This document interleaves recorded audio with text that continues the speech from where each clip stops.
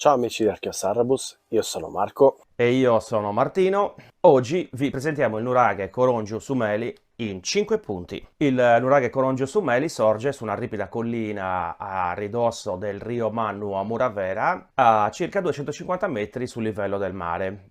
La struttura inusuale, infatti, è costituita da una torre centrale troncoconica e da un corpo con base rettangolare in cui sulla parete nord si trova un ingresso con una bella trave. Il materiale di costruzione sono grossi blocchi di scisto non lavorati, probabilmente la stessa arenaria di San Vito di cui sono fatte le Domus de Janas di Pranon Arbonis. Arrivarci non è facilissimo, c'è una vecchia via carrereccia che porta quasi fino al sito. È una bella camminata, è comunque fattibile per la maggior parte delle persone. Le pietre che costituiscono l'opera muraria del corpo centrale, soprattutto nel lato sud, hanno una disposizione a lisca di pesce, che è inusuale per questo tipo di strutture.